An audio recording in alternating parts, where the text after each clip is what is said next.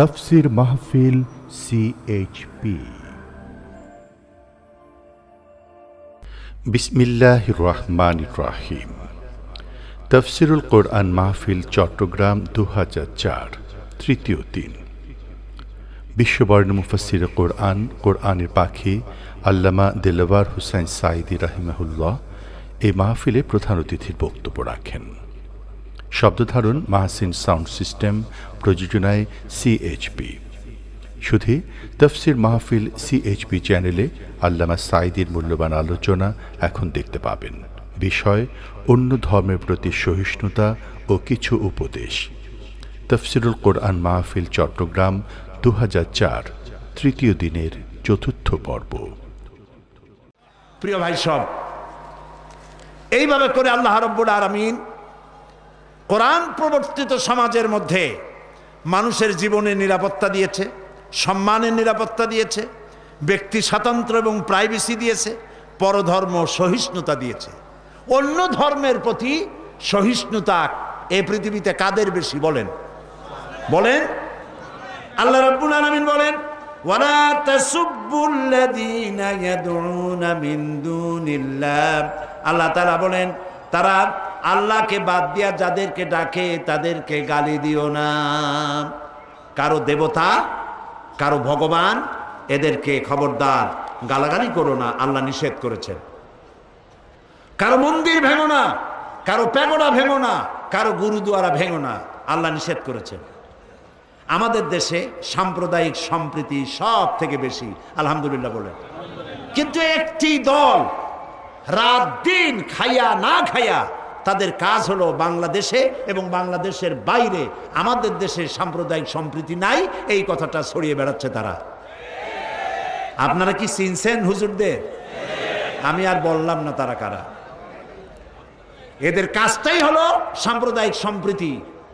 মুসলমান যদি পার্লামেন্টে আমারে বলা হলো ইরাকের জন্য দোয়া করতে, মনে আছে না আপনাদের?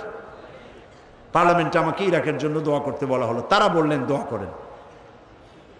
তো আমি তো পার্লামেন্ট ইরাকের জন্য সব জায়গায় দোয়া করেছি, কেঁদে কেঁদে দোয়া করেছি, লক্ষ লক্ষ মানুষ নিয়ে দোয়া করেছি। আমি তাদের কথায় দোয়া করিনি। আমি বলেছি, আল্লাহ মুসলমানেরা যত জায়গায় বিপদে আছে, মুসিবতে আছে, তাদের তুমি সাহায্য করো। তো পৃথিবীতে যত জায়গায় মুসলমান বিপদে আছে, ইরাক কি বাদ পড়ছে? বাদ পড়ে নাই। এটা ছিল তাদের একটি রাজনৈতিক দোয়া।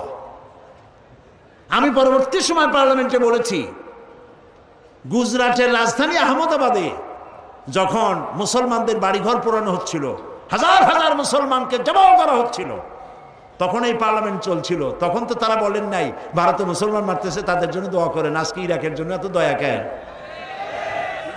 কাজী ডাল মে কুছ কালা হ্যায়, মতলব বাস।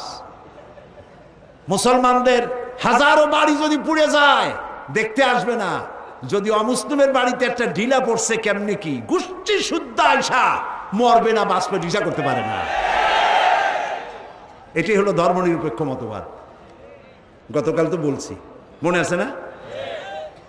এই ধর্মনিরপেক্ষ মতবাদের জন্য তারা নারায়ে তাকবীর, আল্লাহু আকবার বাদ দিয়েছে, সব স্লোগান দেয় কিন্তু আল্লাহু আকবার বলে না, ঠিক কিনা? আল্লাহ তাআলা তাদেরকে এগুলি বোঝার তৌফিক দান করুন, আমরা বলি আমিন। সবাই বলেন আমিন।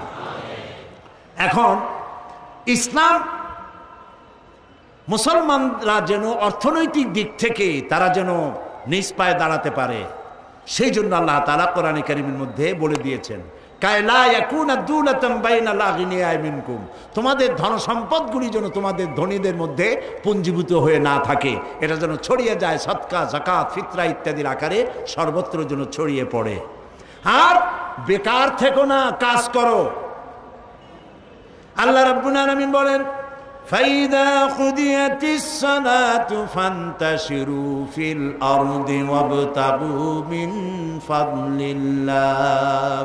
যখন ফরজ নামাজ আদায় হয়ে গেল, নামাজ যখন শেষ হয়ে গেল, বসে থেকো না, বেরিয়ে যাও। ওয়াবতাগু মিন ফাদলিল্লাহ, আমার অনুগ্রহ অনুসন্ধান করো, পৃথিবীর চতুর্দিকে ছড়িয়ে যাও। কল কারখানা, ক্ষেত খামার, অফিস আদালত সর্বত্র যাও, কাজ করো। তোমার জন্য যে রুজি ছড়িয়ে রেখেছি তা তুমি সন্ধান করে নাও। সুবহানাল্লাহ বলবেন না? তার মানে আপনি যেন বসে না থাকেন, আপনি যেন কাজ করেন। সকলকে কাজ করতে হবে। আমাদের দেশে কাজ করাকে লজ্জা মনে করে। প্রিয় ভাই সব, লজ্জা শুধুমাত্র চুরিতে, ডাকাতিতে, চাঁদাবাজিতে, মাস্তানিতে, সন্ত্রাসীতে লজ্জা, কাজে কোনো লজ্জা নাই। যদি জুতা পালিশ করেও খাওয়া লাগে তাও কাজ করুন, জমিনে হাল চাষ করা লাগে তাও করুন, রিক্সা চালানো লাগে তাও করুন, তবুও বাপের আর শ্বশুরের ঘাড়ের বোঝা হইয়া সিন্দাবাদের দৈত্য হয়ে বসে থাকেন না। কাজ করে খান, কাজ করে খাওয়ার মধ্যেই মর্যাদা, ঠিক কিনা? ওমর রাদিয়াল্লাহু তাআলা আনহু একদিন দেখলেন মসজিদে নববীর ভেতরে কিছু লোক বসা, ফজরে বসা, জোহরেও তারা, আসরেও তারা, মাগরিবেও তারা, এশায়ও তারা। এশার নামাজের পর তিনি তাদের প্রশ্ন করলেন, তোমরা কারা? বললো যে আমরা এখানে অমুক এলাকা থেকে আসছি। এখানে করো কি? তাই আমরা আল্লাহর জিকির আজগার করি, ইবাদত করি, নামাজ পড়ি। তা তোমরা খাওটাও কি? এখানে সারাক্ষণ বসে আছো, 24 ঘন্টা এখানে বসা, খাও কি? কয় যে কিছু লোক আমরা আল্লাহর জিকির আজগার করি বলে রান্না বান্না করে আমাদের খাওয়াই দিয়ে যায়। ওমর রাদিয়াল্লাহু তাআলা আনহু বললেন, তাহলে তো তোমার চাইতে, তোমাদের চাইতে ওই লোকগুলি 1000 গুণে ভালো যারা নিজেরা কামাই করে রান্না করে এনে তোমাদের মতো অলসদের খাওয়ায়। শোনো, আগামীকাল ফজরের নামাজের পর যদি এই মসজিদে এইখানে বসা দেখি, ব্যাট মেরে মসজিদ থেকে বার করে দেবো। কাজ করে খেতে হবে, বেকার থাকা যাবে না। বেকারত্ব দূর করার জন্য সরকারের পক্ষ থেকে আছে যুব উন্নয়ন কেন্দ্র, আছে হাঁস মুরগির খামার, মৎস্য পালন, আছে না এগুলো? আরে ভাই কথা কন না কেন? আছে না? তো তুমি বিএ পাস করছো, এমএ পাস করছো, বসে আছো কেন শ্বশুর বাড়ির যৌতুকের জন্য? যুব উন্নয়ন কেন্দ্রে যাও, ট্রেনিং দাও, তোমার বন্ধুরেও নিয়েও যাও। প্রত্যেকেরই কিছু না কিছু খরচ আছে। এই খরচ বাপের কাছে পায় না, বউর কাছে পায় না, শ্বশুর বাড়ি পাও না। তখন একটা পিস্তল নেয় আর গলায় একটা সোনার চেন ঝুলায়, সামনে 3টা বোতাম খোলা রাখে, যাতে করে লোকেরা বোঝে ইনি সন্ত্রাসী নয়, সন্তানের দাদা যান কেবলা। এই অভ্যাস পরিহার করতে হবে, এই অভ্যাস পরিহার করতে হবে। কাজ করতে হবে, প্রত্যেকটি লোককে কাজ করতে হবে। কাজ করে খাও। হাত, এই যারা হাত পাতে নেয়, এই হাতের কোনো মর্যাদা নাই আল্লাহর কাছে। মর্যাদা ওই হাতের যে হাত দিয়ে এরকম দেয়। আল্লাহর কাছে দোয়া করতে হবে, আল্লাহ আমি যেন হাতটা এরকম করতে পারি সারা জীবন। বলেন আমি। সমস্ত যুবকদেরকে কাজের প্রেরণা দিচ্ছি আমি। মাহফিলে যত যুবক এসছেন সবই যুবক, আলহামদুলিল্লাহ। কোন আলহামদুলিল্লাহ? বুড়াদের যদি হাত তুলতে বলা হয় তা আমার মনে হয় 1% হবে কিনা সন্দেহ। তবে এই 1% থাকা ভালো। বুড়োরা হচ্ছে আমাদের সম্পদ, আলহামদুলিল্লাহ বলে। তারা বহুদর্শী, তারা জ্ঞানী। আর যুবক দিয়ে মান ভরা, তাও আলহামদুলিল্লাহ খবর না আমরা। প্রিয় ভাই সব, এই যুবকদেরকে, যুব শক্তিকে কাজে লাগাবার জন্য প্রত্যেক ব্যক্তি, আমি আরো বলবো যে বিবাহ করার আগে অন্তত প্রত্যেকেই যেন কোনো কাজ গোছায় না। যৌবন যদি, মানে যৌবন কাল এসেছে, বিয়ে হচ্ছে না, রোজা রাখো আর একটা কাজ নাও, তারপরে বিয়ে করিয়া তারপরে যা হয় হবে। আগে একটা কাজ হাতে নেওয়া প্রয়োজন, তা না হলে বাপ মার উপরে বোঝা হয়ে যায়। তো দেশের সন্ত্রাসী, চাঁদাবাজি, মাস্তানি ছাড়াইতে হইলে কাজের প্রয়োজন। আর সেই কাজের কথা কোরআন হাদিস পরিষ্কার করে বলে দিয়েছে। রাসূল বলেছে, আল কাসিবু হাবিবুল্লাহ। আল্লাহ নবী বলেছেন, সহস্তে যে উপার্জন করে খায় সে আল্লাহর বন্ধু। আলহামদুলিল্লাহ বলে। আল্লাহর বন্ধু হতে কারা কারা রাজি? দেখি তো হাত। আলহামদুলিল্লাহ, হাত নামান। আমরা যেন আল্লাহর বন্ধু হতে পারি ভালো কাজের মধ্য দিয়া। বলেন আমিন। এখন আল্লাহ তাআলা যাদেরকে ক্ষমতা দেন, ক্ষমতা চিরকাল থাকে না। থাকে? আজকে ফ্ল্যাগ উঠবে, কালকে ফ্ল্যাগ থাকবে না, ঠিক কিনা? আজকে পুলিশে স্যালুট দেবে, কালকে ওই পুলিশে আবার পিটাইবে, এটা ঠিক কিনা?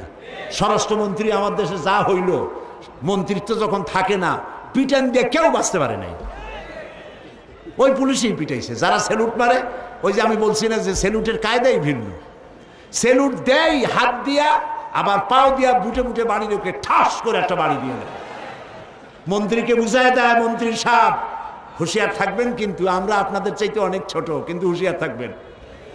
যতদিন আছেন দিলাম হাত দিয়া, কিন্তু বেকায়দা করবেন। কোন কোন প্রকল্পের কত টাকা মারছেন, কেরামুন কাতিবিন আছে, হিসাবে লিখিত হয়। পরবর্তী সরকার এসে তালাশ করে বাইর করে, সেই সময় কিন্তু হাত দিয়ে না, পাও দিয়ে দেব। কাজেই যারা ক্ষমতায় থাকেন তাদেরকে সতর্ক হতে হবে। তারা জনগণের পয়সায় তাদের বউয়ের শাড়ি কেনা পয়সা হয়, তাদের গাড়ির চাকা ঘোরে জনগণের ঘরমাক্ত পয়সা দিয়া, তেল কিনা সেই দিয়া তাদের গাড়ির চাকা ঘোরে, ঠিক কিনা? সচিব হন, ডিসি হন, এসপি হন, ম্যাজিস্ট্রেট হন, মন্ত্রী হন, এমপি হন, প্রত্যেক ব্যক্তি জনগণের খাদিম, জনগণের কেনা গোলাম। জনগণ তাদেরকে পয়সা দেয়, কোনো সন্দেহ আছে? সেই জন্য যারা ক্ষমতায় থাকেন তাদের কলিজার মধ্যে আল্লাহর ভয় করতে হবে সব থেকে বেশি। কত টাকা বেতন আর খান কত টাকা, মারতেছেন কত টাকা, আল্লাহ খুব ভালোভাবে দেখতেছেন। দেখতেছেন কিনা বলেন, দেখতেছেন কিনা? আল্লাহ পাক দেখছেন। এই জন্য আমাদের আদর্শ হলো কোরআন আর হাদিস, আর হলো সাহাবায়ে কেরাম। হযরত ওমর রাদিয়াল্লাহু তাআলা আনহু মুসলিম জাহানের খলিফা, অর্ধেকটা পৃথিবীর বাদশাহ, রাতের বেলায় ঘুরছেন, দেখতে পেলেন একটি ঘরের মধ্যে একটি লোক ঢোকে বের হয়, ঢোকে বের হয়। তিনি চিন্তা করলেন কারণ কি, কাছে গিয়ে দেখলেন লোকটা খুব পেরেশান, ঘাম বেরিয়ে গেছে। ভাই তুমি এরকম বারবার ঘরের মধ্যে যাওয়ার বাইর হও এত রাত্রে, কি অসুবিধা? লোকটি বলছে, পথিক আমি তো এত বড় বিপদে কখনো পড়ি নাই। কি বিপদ? বলল যে আমার স্ত্রী আসন্ন প্রসবা, এখনই ডেলিভারি হবে, ঘরে কোনো লোক নাই, আর এ বিষয়ে আমি কিছুই জানি না। আমি আমার প্রাণাধিক স্ত্রীর এই বিপদের সময় কিচ্ছু করতে পারতেছি না, আমি তো মরিয়া হয়ে যাচ্ছি। হযরত ওমর বললেন, ভাই অপেক্ষা করো, দেখি তোমার কোনো উপকার করতে পারি নাকি। তিনি দৌড়ালেন। কিছুক্ষণ পরে একটি মেয়ে লোক নিয়ে আসলেন, বললেন ভাই তুমি বাইরে দাঁড়াও। বাড়িওয়ালাকে বললেন বাইরে দাঁড়াও। মেয়ে লোকটিকে ভিতরে ঢুকাই দিলেন। ঘণ্টাখানেক পরিচর্যার পর হযরত ওমর যে মেয়ে লোক নিয়ে এসেছিলেন, সে মেয়ে লোক বেরিয়ে এসে বললেন, আমিরুল মুমিনিন, আপনার বন্ধুকে বলুন আল্লাহ তাকে একটি পুত্র সন্তান দিয়েছেন। আমিরুল মুমিনিন নাম শুনিয়া বাড়িওয়ালার চোখ গেছে কপালে উঠা, কি সর্বনাশ, অর্ধেকটা পৃথিবীর বাদশাকে আমি কষ্ট দিছি। কাছে গিয়ে করজোর করে বলছে, আমিরুল মুমিনিন আমি তো বুঝি নাই, আপনার আমি কষ্ট দিছি, আমার জন্য আপনি দৌড়াইছেন, আমি আল্লাহর হস্তে মাপ চাই আপনার কাছে। আর এই যে মেয়ে লোক নিয়ে আসছেন, কিছু টাকা দিলাম, মেয়ে লোকটাকে দিয়ে দেন। হযরত ওমর বলেন, ভাই শোনো, আমার কাছে ক্ষমা চেও না, বরং আমি তোমার কাছে ক্ষমা চাই।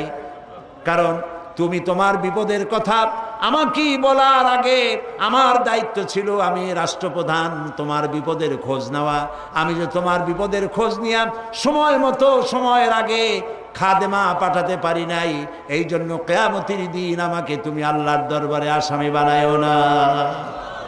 হযরত ওমর পয়সাগুলি ফেরত দিয়া বললেন, ও বাড়িওয়ালা ভাই, পয়সা দিতে হবে না, এত রাত্রে আমি নার্স পাবো কোথায়, সেবিকা পাবো কোথায়? তোমার বউর খেদমত করার জন্য এত রাত্রে আমার স্ত্রী ছাড়া আর কাউকে আমি পাই নাই।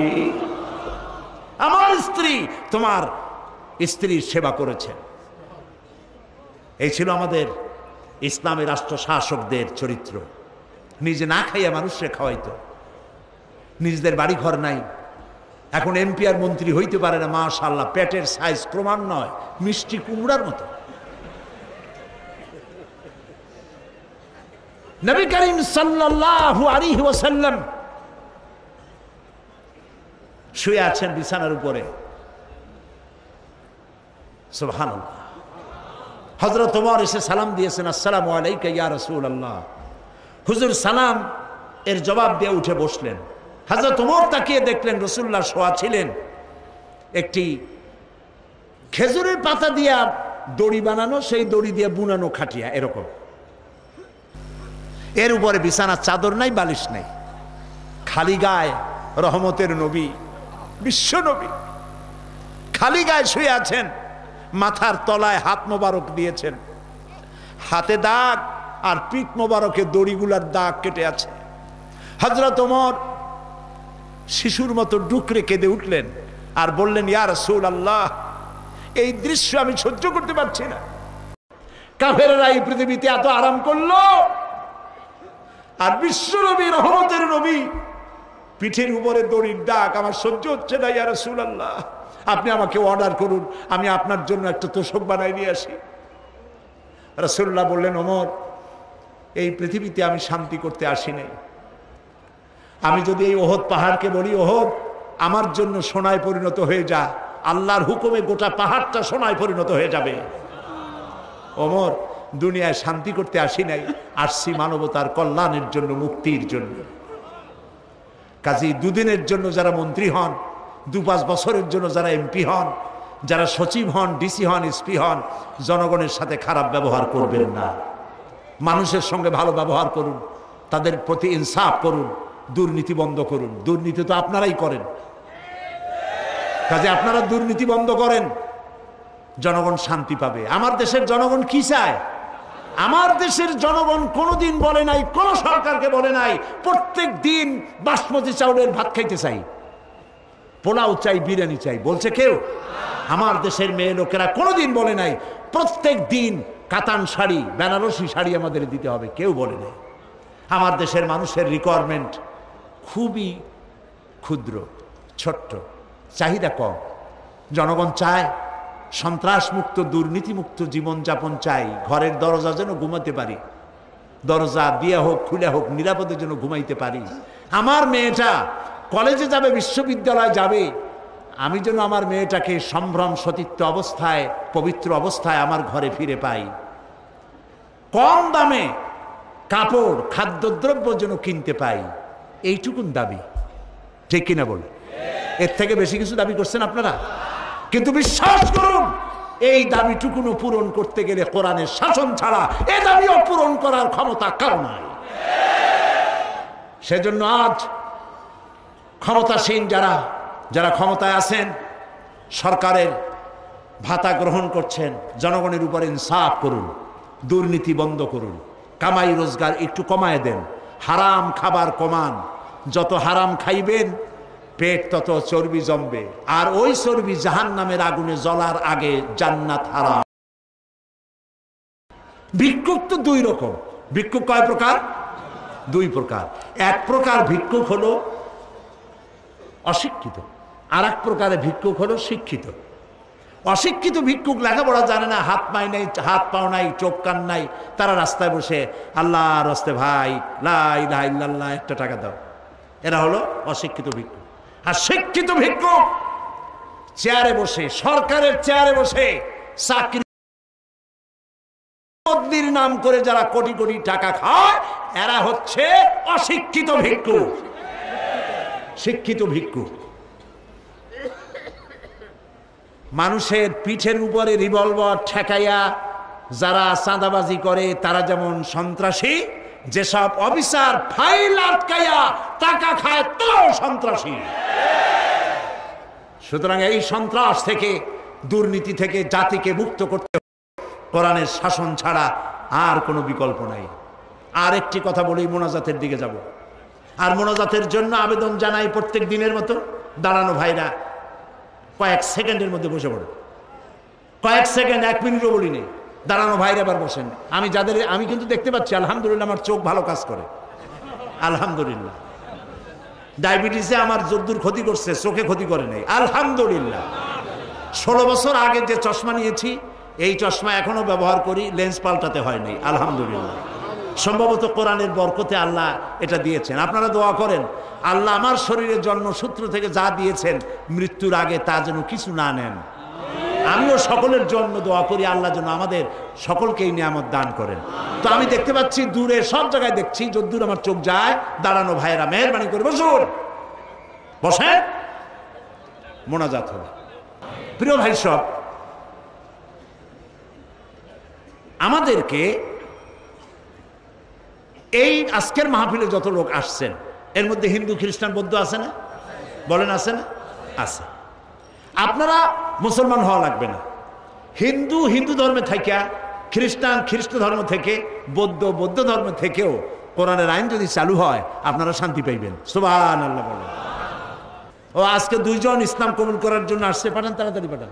2 জন আসছে, একজনের নাম সুবোধ কুমার হাজত, খোকন কুমার হাজম, আর বাড়ি হলো, তার ধর্ম খ্রিস্টান ধর্ম, বাড়ি মনসাপাড়া, দুর্গাপুর, নেত্রকোনায় বাড়ি, থাকে এখন চট্টগ্রাম চাঁদগাঁও।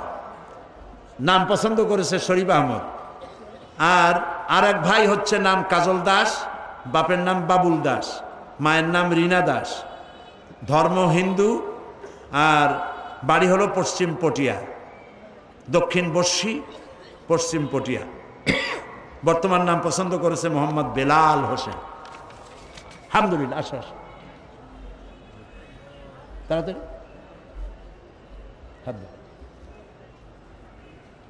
কাছে। লা ইলাহা ইল্লাল্লাহু মুহাম্মাদুর রাসূলুল্লাহ। আল্লাহ ছাড়া কোনো ইলাহ নাই, মাবুদ নাই, উপাস্য নাই। মুহাম্মদ সাল্লাল্লাহু আলাইহি ওয়াসাল্লাম আল্লাহর প্রেরিত রাসূল। আশহাদু আন লা ইলাহা ইল্লাল্লাহু ওয়াহদাহু লা শারীকা লাহু ওয়া আশহাদু আন্না মুহাম্মাদান আবদুহু ওয়া রাসূলুহু। আমি সাক্ষ্য দিচ্ছি আল্লাহ ছাড়া কোনো ইলাহ নাই, মাবুদ নাই, উপাস্য নাই। তিনি এক, তিনি একক, তার কোনো অংশীদার নাই। আমি আরো সাক্ষ্য দিচ্ছি মুহাম্মদ সাল্লাল্লাহু আলাইহি ওয়াসাল্লাম আল্লাহর বান্দা এবং তার প্রেরিত রাসূল। সবাইকে বলো আসসালামু আলাইকুম। মাশাআল্লাহ, একজন খ্রিস্টান একজন হিন্দু, দুইজন হয়ে গেল আমাদের তাওহীদবাদী ভাই। আলহামদুলিল্লাহ। আমাদের এই নিষ্পাপ দুই ভাইকে যথারীতি আপনাদের পক্ষ থেকে আমি তাদেরকে আলিঙ্গন করছি।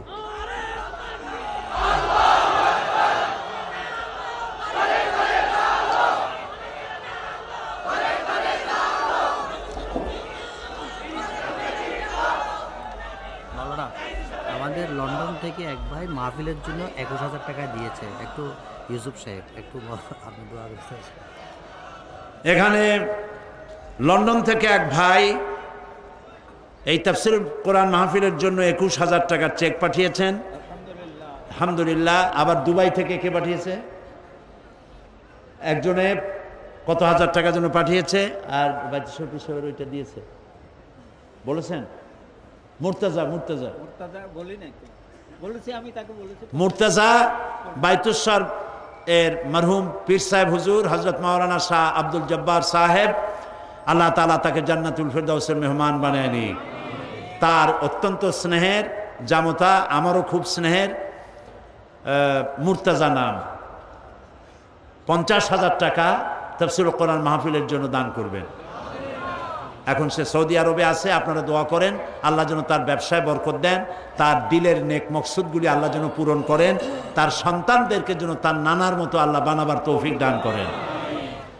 এখন প্রত্যেকটা খুঁটির সাথে একটা একটা করে বক্স এখানে বাঁধা আছে, প্রত্যেকটা খুঁটির সাথে। তাফসীর কোরআন মাহফিলে থেকে বিদায়ের সময় মোনাজাত করে যাওয়ার সময় আপনারা অবশ্যই বহু টাকা এতে খরচ হয়, আপনারা জানেন। আপনারা যাওয়ার সময় টাকা দিয়ে যাবেন, আজকে যারা আনেন নাই কালকে নিয়ে আসবেন। আপনারা প্রাণ ভরে তাফসীর কোরআন মাহফিলে আপনারা সাহায্য করে যাবেন। চাদর আছে, চাদরও দেবেন, বাক্সও দেবেন। আল্লাহ তাআলা আপনাদেরকে দেওয়ার তৌফিক দান করুন, আমরা বলি আমিন। প্রিয় ভাই সব, গতকাল তাফহিমুল কোরআনের কথা বলেছি। 1,000 টাকা হাদিয়া, 19 খণ্ড তাফসীর। নাম কি বলেন তো? আবার বলেন। তাফহিমুল কোরআন আপনার চিন্তার দিগন্তকে উন্মোচিত করে দেবে। বর্তমান শতকের শ্রেষ্ঠ তাফসীর, এই তাফসীরখানা আপনারা কিনে নিয়ে যাবেন। সৈয়দ কুতুব শহীদের লেখা ফি জিলালিল কোরআন এবং বাংলা অনুবাদ করা কোরআন, মাত্র 750 পৃষ্ঠা, মাত্র 100 টাকা হাদিয়া। আপনারা নিয়ে যাবেন সবাই। আর সূরাতুল আসরের তাফসীর, হযরত ইমাম শাফিঈ রহমাতুল্লাহ আলাইহি বলেছেন, যদি কেউ সূরা আসর পড়ে বোঝে আর আমল করে, জান্নাতে যাওয়ার জন্য এই ছোট্ট সূরাটি যথেষ্ট। সুবহানাল্লাহ। এই সূরার তাফসীর এই মাঠে 5 দিন করেছিলাম আমি। 5 দিন 36 জন হিন্দু খ্রিস্টান মুসলমান হয়েছিল, আলহামদুলিল্লাহ বলে। সেটি এখন পাওয়া যায়। আমপাড়ার তাফসীর নাম রেখেছে তারা, তাফসীরে সাঈদী, সূরা আসর, আমপাড়া পাওয়া যায়। আপনারা এগুলো নিয়ে যাবেন।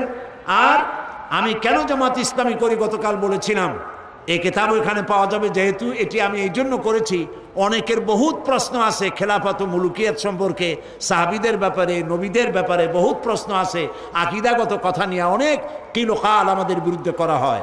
এই জন্য আমি বইটা লিখেছি। যারা জামাত ইসলামী করেন তাদের জন্য দরকার, যারা না করেন তাদের জন্য আরো বেশি দরকার। আপনারা মেহেরবানি করে বইটা যাওয়ার সময় ওখান থেকে নিয়ে যাবেন। আল্লাহ তাআলা তৌফিক দান করুন। আর আগামীকাল সকাল 9টায় 9:30টায় ওলামা মাশায়েখ সম্মেলন হবে। আপনারা সে সম্মেলনে হাজির থাকবেন। সব ওলামাদেরকে দাওয়াত দেওয়া হচ্ছে।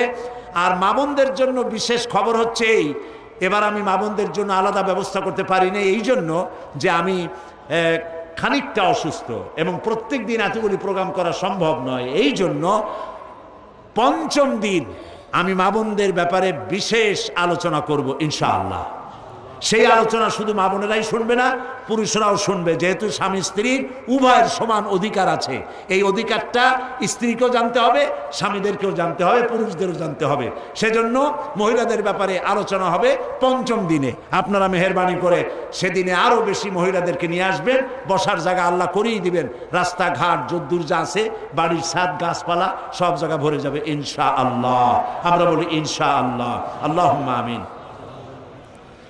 ربنا ظلمنا أنفسنا وإن لم تغفر لنا وترحمنا لنكونن من الخاسرين। আয় আল্লাহ তাআলা, হাজার হাজার লাখো জনতা নিয়ে তোমার দরবারে হাত তুলেছি, দীর্ঘক্ষণ কোরআনের কথা বলেছি। মাবুদ গো, দয়া করে আমাদের জিন্দেগীর সকল গুনাহ খাতা মাফ করে দাও। আমাদের মা বাপ দুনিয়া থেকে যারা বিদায় হয়ে গেল, কবরগুলিকে জান্নাতের টুকরায় পরিণত করে দাও।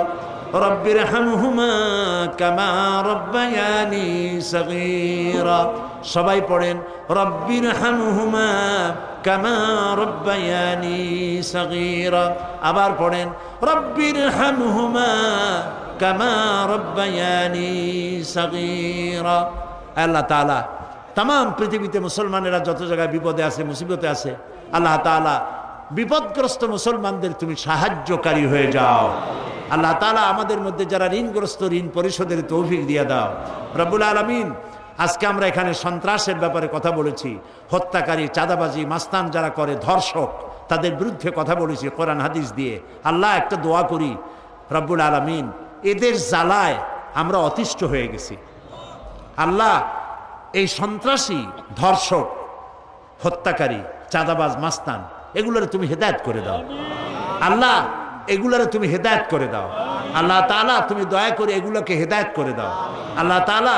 তোমার ইলমে যদি জানা থাকে এদের কিসমতে হেদায়েত নসিবের নাই, তাহলে আল্লাহ হামান, নমরুদ, সাদ্দাদ এগুলোরে যেমনি তুমি ধ্বংস করছো, আমার দেশের সকল সন্ত্রাসী, অপহরণকারী, চাঁদাবাজ, মাস্তান, ধর্ষক এদেরকে গজব দিয়া বাংলার মাটি থেকে চিরকালের জন্য মুছে ফেলে দাও আল্লাহ তাআলা।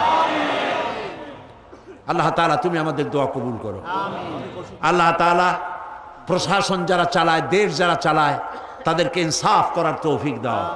সকলের কলিজার মধ্যে জাহান্নামের ভয় দিয়ে দাও, কবরের ভয় দাও, মওতের ভয় দাও। জনগণের প্রতি ইনসাফ করার তৌফিক দাও। অনেকের অসুখ আছে, বিসুখ আছে আল্লাহ, প্রত্যেকের রোগ ব্যাধি, আমাদের সবার কিছু না কিছু রোগ আছে। আল্লাহুম্মা ইশফি মারদানা, আল্লাহুম্মা ইশফি মারদানা, আল্লাহুম্মা ইশফি মারদানা। আল্লাহুম্মা লা তাদা'না যামবান ইল্লা গাফারতা ওয়ালা আইবান ইল্লা সাতারতা ওয়ালা হাম্মান ইল্লা ফাররাজতা ওয়ালা দাইনান ইল্লা কাদাইতা ওয়ালা মারিদান ইল্লা শাফাইতা ওয়ালা হাজাতাম মিন হাওয়াইজিদ দুনিয়া ওয়াল আখিরা ইল্লা কাদাইতাহা ইয়া রাব্বাল আলামিন। আল্লাহ তাআলা বাকি আর 2 দিন আছে তাফসীরের মাহফিল, তুমি দয়া করে তোমার কুদরত দিয়ে আল্লাহ তাআলা তোমার বান্দাবান্দীদের যাতায়াত আসান করে দিও। এবং এই বিশাল মাহফিলে অনেক টাকার প্রয়োজন তুমি জানো আল্লাহ তাআলা, তুমি দয়া করে তোমার বান্দাদের দিল খুলে দাও। চট্টগ্রামের সমস্ত ধনীদের হাত খুলে দাও, তারা যেন উন্মুক্ত হস্তে কোরআনের তাফসীরের খেদমত করতে পারে। আল্লাহ তুমি তৌফিক দিয়ে দাও আল্লাহ তাআলা। বহু আশা করে পুস্তক বিক্রেতারা কষ্ট করে এসেছে, আল্লাহ তাআলা তাদের ব্যবসায় তুমি বরকত দিয়ে দাও। মানুষদেরকে কোরআন হাদিস, ইসলামী সাহিত্য বেশি করে কেনার, বোঝার তৌফিক দিয়ে দাও। মা বোনদের প্রতি রহম করো, যুবকদের প্রতি রহম করো আল্লাহ তাআলা। দেশের সেনাবাহিনী, বিডিআর, পুলিশ যারা যেখানে আছে তাদেরকে আল্লাহ তাআলা সম্মানজনক ইমানি জীবন যাপনের তৌফিক দিয়ে দাও। রব্বানা تقبل منا إنك أنت السميع العليم وتب علينا إنك أنت التواب الرحيم سبحان ربك رب العزة عما يصفون وسلام على المرسلين والحمد لله رب العالمين واجعل آخر كلامنا عند الموت لا إله إلا الله محمد رسول الله السلام عليكم ورحمة الله